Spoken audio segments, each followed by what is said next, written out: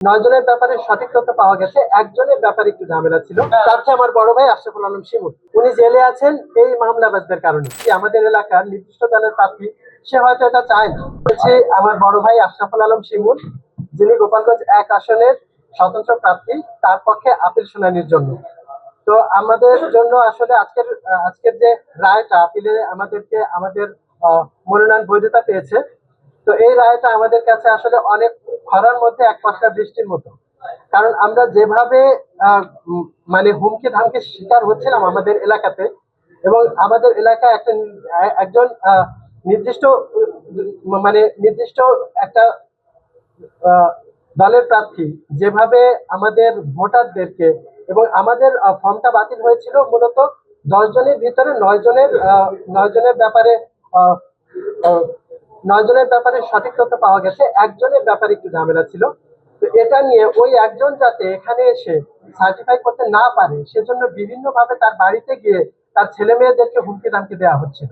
তো আমরা জানি যে আমাদের বর্তমানের যে আইনটা, নির্বাচনের যে আইনটা, এটা এমনিতেই স্বতন্ত্র প্রার্থীর জন্য ফ্রেন্ডলি না। তারপরও আমরা অত্যন্ত কৃতজ্ঞ এই রিটার্নিং অফিসার এবং নির্বাচন কমিশনের কাছে যে তারা খুব ফেয়ারলি, খুব লেনিয়েন্ট ভাবে আমাদের বিষয়টা দেখেছেন। তো কিন্তু আমরা চাই যে নির্বাচনটা অংশগ্রহণমূলক হোক, সবাই অংশগ্রহণ করতে পারুক, কিন্তু একটা নির্দিষ্ট দলের প্রার্থী, আমাদের এলাকার নির্দিষ্ট দলের প্রার্থী, সে হয়তো এটা চায় না। সে চায় একা মাঠেই গোল দিতে। এটা তো কখনোই সম্ভব ছিল না, এখনো সম্ভব না। আমি মনে করি জনগণরা আমাদের সঙ্গে আছেন।